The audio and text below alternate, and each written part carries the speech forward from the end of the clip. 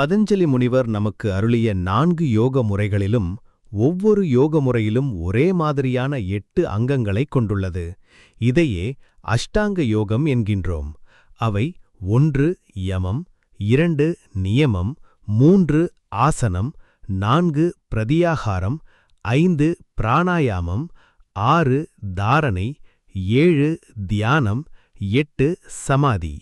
இந்த 8 அங்கங்களைப் பற்றி இந்த காணொளியில் காண்போம். யோகம் என்றாலே அனைவருக்கும் உடனே ஞாபகம் வருவது யோகாசனங்கள் மட்டும்தான். ஆனால் உண்மையில் யோகம் என்பது யோகாசனங்கள் மட்டுமல்ல. யோகத்தில் ஒவ்வொரு யோக முறைகளிலும் ஒரே மாதிரியான 8 அங்கங்களையும் அதாவது பகுதிகளையும் கொண்டுள்ளது. பதஞ்சலி முனிவரின் யோக சூத்திரங்கள், ஹடயோக பிரதீபிகை போன்ற யோக சாஸ்திர நூல்களில் யோக முறைகள் 4 வகைகளாக பிரிக்கப்பட்டுள்ளது. அவை 1 மந்திர யோகம், 2 ஹடயோகம், 3 லயயோகம், 4 ராஜயோகம். இவை 8 அங்கங்களைக் கொண்டு ஆன்ம விடுதலைக்கு வழி செய்யக்கூடிய 4 யோக முறைகள். ஒவ்வொரு யோக முறைகளிலும் ஒரே மாதிரியான 8 அங்கங்களைக் கொண்டுள்ளது. அவை யமம், நியமம், ஆசனம், பிரதியாகாரம், பிராணாயாமம், தாரணை, தியானம், சமாதி. இந்த 8 அங்கங்கள்தான் அஷ்டாங்க யோகம் என்று அழைக்கப்படுகின்றது. இந்த 8 அங்கங்களையும் வகுத்து கொடுத்தவரும் பதஞ்சலி முனிவர்தான். இந்த 8 அங்கங்களில் ஒவ்வொன்றிலும் ஒருவர் பயிற்சி செய்ய வேண்டிய அளவு, பயிற்சி செய்து அடையும் நிலை ஒவ்வொரு நபருக்கும் அவரவர் செய்யும் பயிற்சியின் முயற்சியை பொறுத்து வேறுபடும். உதாரணமாக, கையோ காலோ இல்லாத ஒருவர் யோக பயிற்சிகளை செய்ய முயற்சிப்பது கடினம். யோகத்தின் சில பகுதிகளை செய்ய முடியாது. கடுமையான நோய் கொண்டவர்களும் யோகத்தின் சில பகுதிகளை செய்ய முடியாது. வயது முதிர்ந்தவர்களாலும் யோகத்தின் சில பகுதிகளை செய்ய முடியாது. அப்படியானால் அவர்களெல்லாம் ஆன்ம விடுதலை அடையவே முடியாதா என்றால் அதுவுமில்லை. அஷ்டாங்க யோகத்தில் சில பகுதிகளை பயில இயலாமல் போனால் இந்த பிறப்பு வீணா என்றால் அதுவுமில்லை. அஷ்டாங்க யோகத்தின் ஒவ்வொரு பகுதியிலும் ஒருவர் ஒரு நிலையை அடைந்தாலும் போதும். ஆன்மீகத்தில் ஒருவர் வளர்ச்சியடைய அல்லது யோக பயிற்சிகளை முறையாக கற்று பயிற்சி செய்ய வழிகாட்டுவதற்கு ஒரு குரு அவசியம் என்று வலியுறுத்தப்படுகின்றது. எனவேதான் அவரவர் நிலைக்கு ஏற்றவாறு வழிகாட்டுவதற்கு ஒரு குரு அவசியமாகின்றது. இதில் ஒரு ஆச்சரியமான கருத்தும் இருக்கின்றது. அது என்னவென்றால், பிறவிகளை கடந்த ஒரு பார்வைதான். அதாவது யோக வாசிஷ்டம் என்ற நூலில் நல்ல கர்மங்கள் அதாவது நல்ல செயல்கள் செய்து வந்தால் அது ஒரு குணமாக ஆன்மாவில் படிந்துவிடுகின்றது. பாவ காரியங்கள் செய்து வந்தால் அதுவும் ஆன்மாவில் படிந்துவிடுகின்றது. அடுத்தடுத்த பிறவிகளில் கர்மாவின் பலனால் இன்பமும் துன்பமும் ஏற்படுகின்றது என்பதும், பிறவிகளைத் தாண்டி நம்முடன் கூட வருவது நமது குணங்களும் பாவ புண்ணியங்களும் தான் என்று யோக வாசிஷ்டம் என்ற நூலில் சொல்லப்பட்டுள்ளது. ஒருவர் தொடர்ந்து காமத்தில் ஈடுபட்டே வந்திருந்தால் அடுத்தடுத்த பிறவிகளில் அவரை அதை நோக்கியே அழைத்துச் செல்கின்றது. அதேபோன்று தொடர்ந்து யோகத்தில் ஈடுபட்டு வருபவர்களுக்கு இயல்பாகவே யோகத்தை நோக்கியே அழைத்துச் செல்லும். உதாரணமாக, சில குழந்தைகளுக்கு பிறவியிலேயே சில திறமைகள் மிக அதிகமாக இருக்கும். இதையே விட்டக்குறை என்று பெரியோர்கள் சொல்வார்கள்.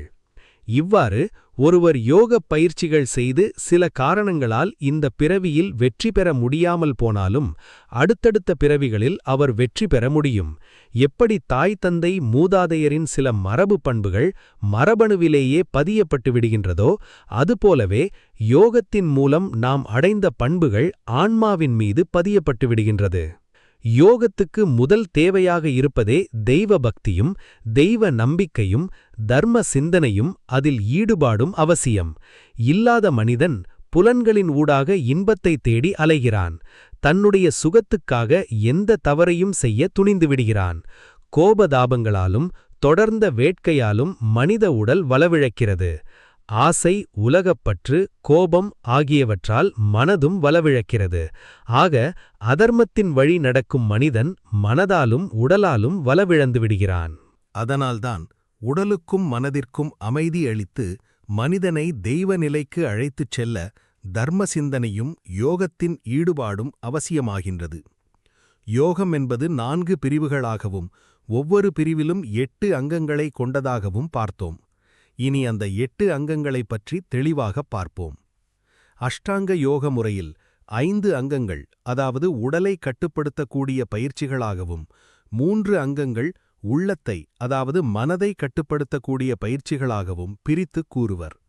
அதாவது யமம், நியமம், ஆசனம், பிராணாயாமம், பிரத்யாகாரம் ஆகியவை உடலை கட்டுப்படுத்தவும், தியானம், தாரணை, சமாதி ஆகியவை மனதை கட்டுப்படுத்தவும் பிரித்துக் கூறப்பட்டுள்ளது. 1. யமம் என்பது அஹிம்சை, வாய்மை, பொறாமையற்று, மனதாலும் சொல்லாலும் செயலாலும் காமத்தை தவிர்த்து, இன்பதுன்பத்தை சமமாக பாவித்து, தவம், கருணை, உணவில் கட்டுப்பாடு, எளிமை, தூய்மை ஆகிய 10 பண்புகளையும் கடைப்பிடிக்கப்பட வேண்டும் என்பதே யமமாகும். 2.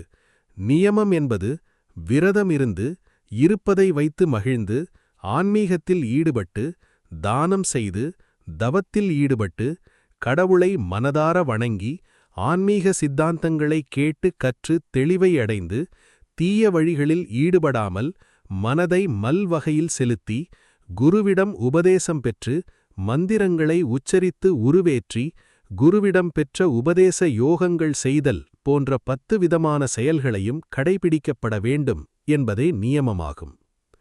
ஒரு யோகிக்கு யமம், நியமம் ஆகியவை இரண்டும் இரு கண்களைப் போன்றது. இதுவே யோகத்தின் அடிப்படை. மனதும் உடலும் சுத்தமாக இருந்தால்தான் யோகத்தில் முன்னேற முடியும். ஆசனம் என்பது எண்ணத்தை சுத்தப்படுத்தி சரியான பாதையில் மனதை செலுத்துவதற்கான பயிற்சியே. ஆசனம் என்பது உடலை வளைத்து யோகாசனத்தின் ஒவ்வொரு நிலையிலும் நிலைநிறுத்துதல் ஆகும். யோகாசனங்கள் எத்தனை இருக்கின்றது என்று உங்களுக்கு தெரியுமா? உலகில் எத்தனை வகையான ஜீவராசிகள் இருக்கின்றதோ அத்தனை வகையான யோகாசனங்கள் இருக்கின்றதாம். ஆம், சுமாராக 84 லட்சம் இருக்கக்கூடும் என்று சொல்லப்படுகின்றது. அதில் சுமார் 1600 ஆசனங்கள் சிறந்தவை என்றும், அதிலும் பத்மாசனம் முதலான 32 ஆசனங்கள் மிகவும் சிறந்தவை என்றும் சொல்லப்படுகின்றது. ஆசன பயிற்சிகளை குருவிடமிருந்தே கற்க வேண்டும். சரியானபடி கற்கவில்லை என்றால் தீய விளைவுகள் ஏற்படக்கூடும் என்பதால் சொல்லப்படுகின்றது. 4. பிராணாயாமம் என்பது மூச்சுப் பயிற்சி என்பது அனைவருக்கும் தெரிந்த ஒன்றே. மூச்சை உள்ளே இழுப்பது பூரகம் என்றும், உள்ளே மூச்சை நிறுத்துதல் கும்பகம் என்றும், மூக்கை மூடி மற்றொரு மூக்கின் வழியாக வெளியேற்றுதல் ரேசகம் என்றும் சொல்லப்படுகின்றது. அதாவது இந்த பூரகம், கும்பகம், ரேசகம் என்ற மூச்சுப் பயிற்சிகள் அடங்கியதே பிராணாயாமம். இதில் மூச்சை உள்ளே இழுத்தல், நிறுத்துதல், வெளியேற்றுதல் ஆகியவற்றிற்குரிய கால அவகாசத்தை மெதுவாக அதிகப்படுத்தி பயிற்சி செய்ய வேண்டும். பிராணாயாமம் பயிற்சி செய்வதால் உடலில் உள்ள நாடிகள் சுத்தமடைந்து இதயம் வலுவடைகின்றது. கப, வாத, பித்தங்களில் ஏற்படும் மாறுபாட்டை பிராணாயாமம் சரி செய்கின்றது. அதனால் நோய்கள் நீங்குகின்றன. மனதும் அமைதியடைகின்றது. பிராணாயாமம் பயிலும் யோகி சாத்வீகமான இயற்கை உணவுகளையே உண்ண வேண்டும். அதுவும் குறைவாக அரை வயிறு உண்ண வேண்டும் போன்ற பல கட்டுப்பாடுகளையும் பின்பற்ற வேண்டும். பிரத்யாகாரம் என்பது கண், காது, மூக்கு, வாய், உடல் ஆகிய 5 பொறிகளையும், பார்த்தல், கேட்டல், நுகர்தல், சுவைத்தல், தொட்டு உணர்தல் ஆகிய 5 புலன்களையும் கட்டுப்படுத்துவதே பிரத்யாகாரம் ஆகும். ஆசனங்களும் பிராணாயாமமும் கைவரப்பெற்றால் பொறிகளை அடக்குவது எளிதாகும். ஓயாமல் மனதுக்கு செய்திகளை கொண்டு சென்று அலையலையாக எண்ணங்களை ஓடச் செய்யும் பொறிகளை அவற்றின் புலன்களிலிருந்து இழுத்து பிடித்தே மனதை அடக்க வேண்டும். அதாவது எல்லா புலன்களிலிருந்தும் மனதுக்கு செய்தி அனுப்புவதிலிருந்து தடுத்துவிட வேண்டும். இது சாதாரணமாக செய்ய முடியாது என்பதால் ஒரு தெய்வ உருவத்தை மனதில் நினைத்து அதையே தியானித்து மற்ற புலன்களை மறக்க வைக்கும் பயிற்சியே ஆகும். இப்ப நாம பார்த்த இந்த அஷ்டாங்க யோகத்தின் 5 அங்கங்களும் உடலை கட்டுப்படுத்தக்கூடியவைகள். இந்த 5 முறைகளால் உடலின் சக்தியை அதிகப்படுத்தி நீண்ட ஆயுள் பெற்று உலக இன்பத்தை மிகச்சிறந்த முறையில் அனுபவித்து இன்புற்று வாழலாம் என்பதும் உண்மைதான். ஆனால் யோகத்தின் உச்சகட்ட பலனான முக்தி அடைந்து பிறப்பு இறப்புகளற்ற நிலையான பேரானந்த நிலையை அடைவதற்கு இது மட்டுமே போதாது. அதற்கு தர்மத்தின் வழி நடந்து யோகத்தில் உறுதியான நம்பிக்கையுடன் ஈடுபட்டு அதன் பிறகு இந்த 5 முறைகளை கடைப்பிடித்தால் மனதும் உடலும் தயார் நிலைக்கு வந்த பிறகு மனதை அடக்கி ஞானத்தை பெறுவது என்பது ஒரு சாதனையாக இருக்கும். அஷ்டாங்க யோகத்தின் 5வது அங்கமான பிரத்யாகாரத்தில் புலன்களை அடக்கிய பின் தாரணை தொடங்குகின்றது. 6வது தாரணை என்பது ஓயாத அலையாக எழும் எண்ணங்களை ஒரு புள்ளியில் தரிசிக்கச் செய்வதே தாரணை ஆகும். அதாவது ஒரு தெய்வத்தின் உருவத்தையோ நாமத்தையோ மனதில் நிறுத்தி அதையே சிந்திப்பதே தாரணை ஆகும். மனதை ஒருமுகப்படுத்துவதே தாரணையின் நோக்கம். தாரணையில் மனதை செலுத்துவதற்கு ஆசனங்களும் இதற்கு முன் சொல்லப்பட்ட மற்ற 5 யோக முறைகளும் அவசியம். 7வது அங்கமான தியானத்தை ஒரு தனி செயலாக சொல்வதை விட அதை ஒரு நிலை என்று சொல்லலாம். தாரணையில் மனம் ஒருமுகப்பட்டாலும் அது ஒரு தனி செயலாக உட்கார்ந்து செய்ய வேண்டும்.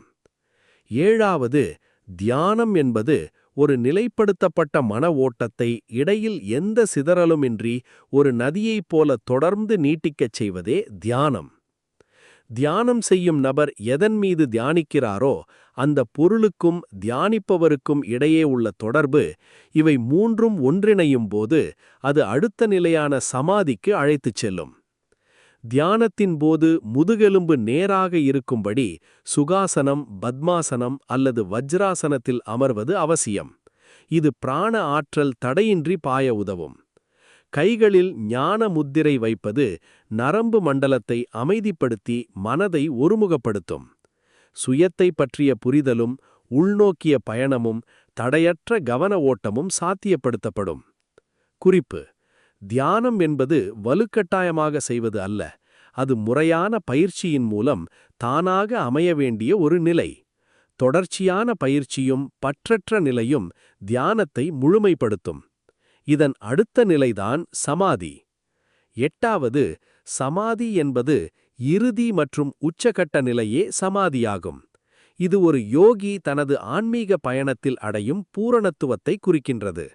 சமாதி என்ற சொல் சம், ஆ, தி என்ற சொற்களின் சேர்க்கையாகும். இதில் சம் என்பது சமமான அல்லது முழுமையானது என்ற பொருளையும், ஆ என்பது மூலத்தையும், தி என்பது புத்தி என்ற பொருளையும் குறிக்கின்றது. தனிமனித உணர்வு பிரபஞ்ச உணர்வோடு இரண்டர கலப்பதே, அதாவது இறைவனோடு இணைவதே சமாதி.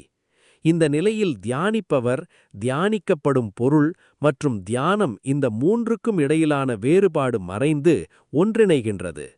சமாதி நிலையின் முக்கிய அம்சமாக தான் என்ற எண்ணம் மறைந்து அந்த பொருளாகவே யோகி மாறிவிடுகின்றார்.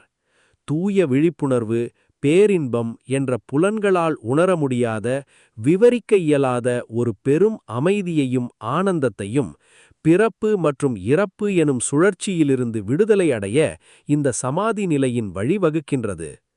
சுருக்கமாக சொன்னால், நதி கடலில் சங்கமிப்பது போல மனித ஆன்மா பரமாத்மாவுடன் இணையும் உன்னத நிலையே சமாதியாகும்.